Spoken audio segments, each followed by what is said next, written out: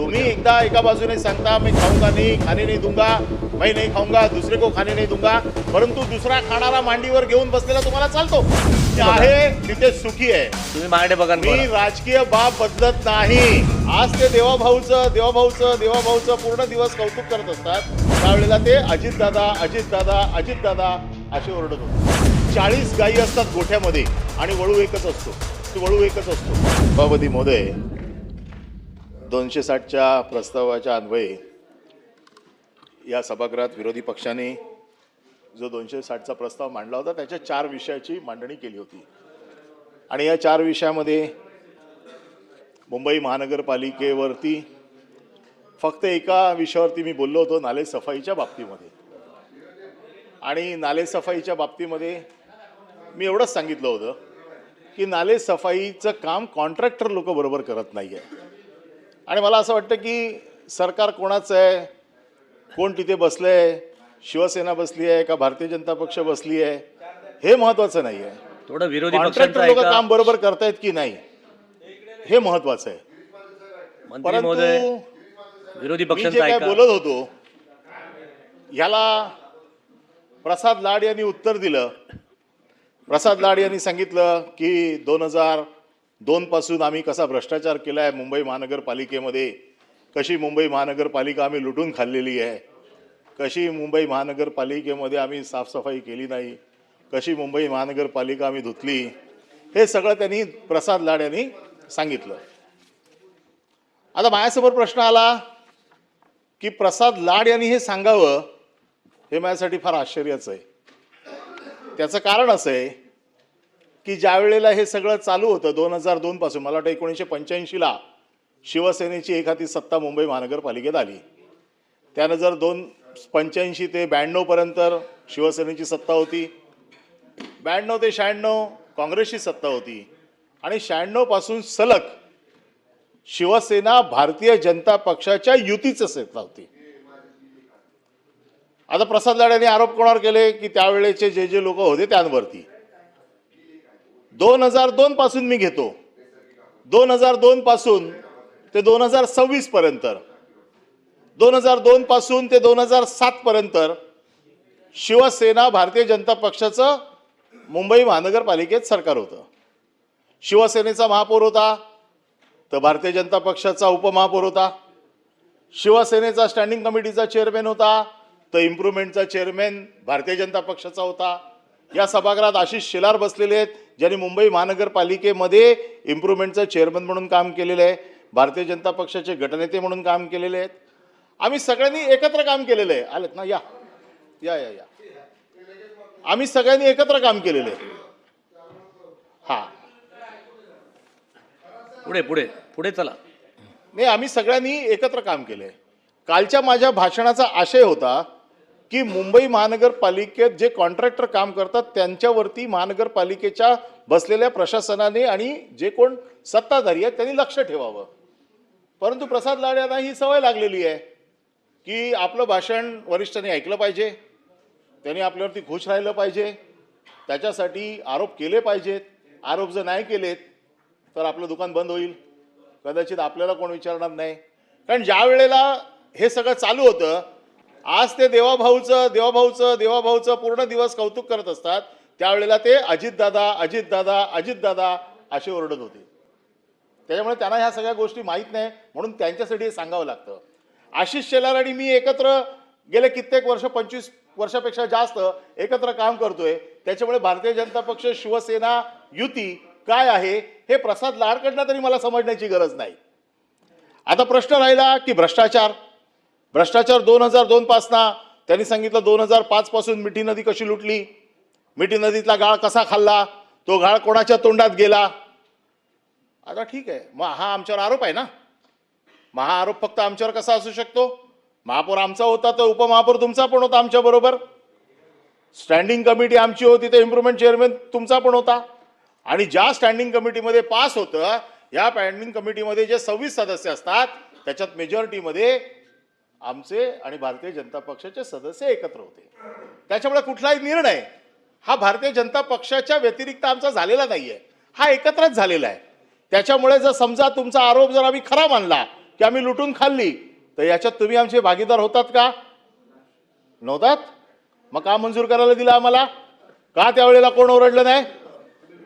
आज का नाही बोलत आहे कोण? अनिलजी, आपण मंत्री महोदयांच्या उत्तरावर बोला. नाही, मी मंत्री महोदयांच्या उत्तरावरती नाही बोलत आहे. त्याच्यावर right to Right reply of त्याच्यावरती. reply मध्ये नाही. ऐका, प्रसाद लाडांना मला उत्तर मला देण्यासाठी देखील आपण या नाही. सभागृहामध्ये राईट ऑफ रिप्लाय मध्ये ज्या शंका सभागृहामध्ये उपस्थित झालेल्या आहेत मंत्री महोदयांच्या त्याच्यावरती उत्तरावर. राईट ऑफ रिप्लाय मध्ये उत्तर देण्याचा अधिकार आहे. तुम्ही ज्येष्ठ आहात आणि त्यामुळे- मंत्र्यांनी जे सांगितलं त्याच्यावरती मी येतो की हे सगळं जे काही झालेलं आहे, ज्याच्यावरती जे बघा आरोपाचं खंडन राईट ऑफ रिप्लाय मध्ये करावं लागतं. It's okay. आरोपाचं खंडन करणार ना की नाही? आणि म्हणून माझं मत असं आहे की 2007, 2002 ते 2007, 2007 ते 2012, 2012 ते 2017, 2017 ते 2022, त्यापैकी 19 आणि एकच प्रसादजी. सांगतो. आणि हे ज्या वेळेला होत होतं त्यावेळेला भारतीय जनता पक्ष आमच्या बरोबर होता. त्याच्यामुळे जर माझ्यावरचे आरोप जर करायचे असतील तर त्या आरोपामध्ये भारतीय जनता पक्ष देखील तेवढाच बरोबरचा माझा साथीदार आहे असं म्हणणं आहे. एकदा तुम्ही आमच्या बरोबर चौकीदार म्हणून बसले, आम्ही समजा लुटारू आहोत आणि तुम्ही चौकीदार आहात. चौकीदाराला पैसे दिल्याशिवाय माल बाहेर निघू शकतो? मग चौकीदार काय करत होता? मग चौकीदार भ्रष्टाचारामध्ये सहभाग होता असं मी समजायला हरकत नाही ना. बरं, माल बाहेर काढला असेल.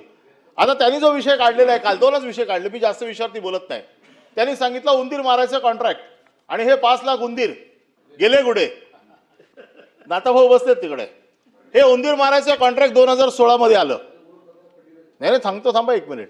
2016 मध्ये हे उंदीर मारायचं कॉन्ट्रॅक्ट आलं आणि त्यावेळेला स्टँडिंग कमिटीने हे उंदीर मारायचं कॉन्ट्रॅक्ट पास केलं, ज्याच्यामध्ये सगळ्या कालविधी सगळी शीट असते त्याची नोटिंग ती बघून घेतली, सगळ्यांच्या सह्या आहेत.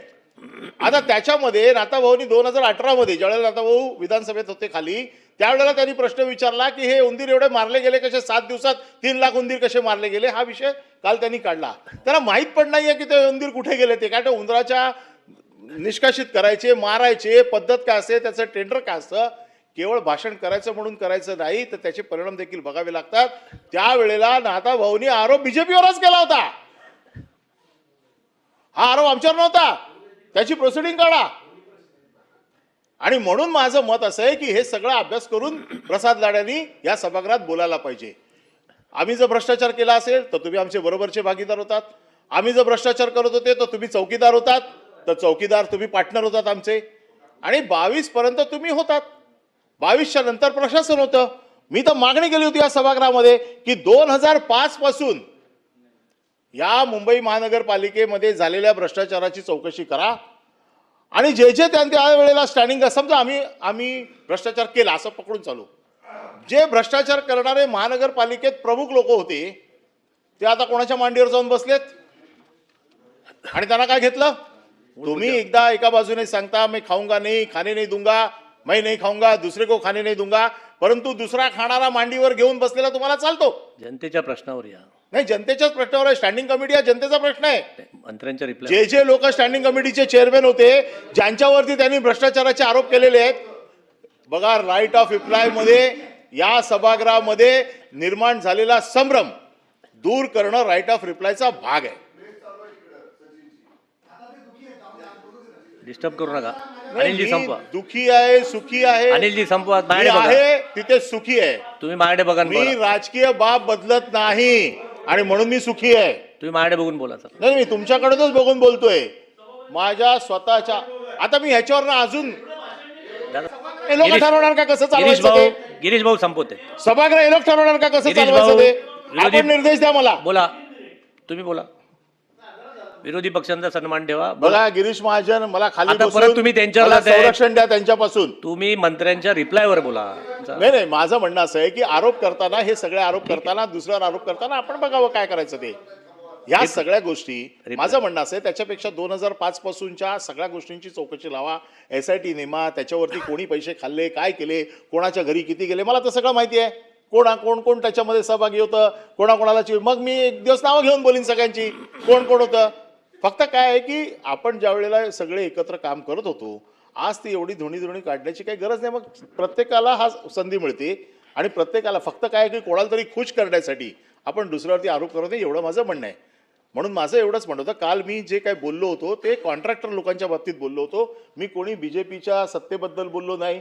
परंतु प्रसाद लाड यांना काही कारण नसताना उंदीर कुठे गेले, गाळ कुठे गेला, तो गाळ आणि उंदीर मी त्यांना एक दिवस माझ्याबरोबर घेऊन जातो. ते कोणाकोणाच्या घरात अजून आहेत ना गाळ आणि उंदीर, ते एकदा दाखवून देतो म्हणजे त्याला कळेल. फक्त माझं एवढंच म्हणणं आहे की 260च्या प्रस्तावावरती ज्या वेळेला आपण बोलायला उभे राहतो त्यावेळेला मुंबईच्या जनतेसाठी आपण काय करणार आहोत याच्यावरती बोललं पाहिजे, केवळ आपल्या वरिष्ठांना खुश करण्यासाठी. आता त्यांना काय अधिकार आहे ते काल की इतके एवढे लोक साफ झाले, तेवढे लोक साफ झाले, एरळे राहतील. तुम्ही प्रसाद मला लाडमधनं बाहेर या. या निमित्ताने रिप्लायवर संपवा आता. नाही, ते आता पण बोलले ना की तुम्ही एकटेच राहणार. त्या निमित्ताने मला एक किस्सा सांगायचा आहे, फक्त एकच मिनिटात संपवतो. आचार्य यात्रेंचं मी कुठेतरी वाचलं ठीक आहे, होतं. ठीक आहे. आचार्य यात्रेना सभागृहात विचारलं की अहो आचार्य यात्रे तुम्ही एकटेच? ते म्हणाले आमच्याकडे गावाकडे एक अशी पद्धत आहे की 40 गायी असतात गोठ्यामध्ये आणि वळू एकच असतो. चला सभागृह, मला वाटतं आपला रिप्लाय, राईट टू रिप्लाय संपलेला आहे. मी काय बोललो नाहीये, मी आचार्य यात्रे काय बोलले ते सांगतोय.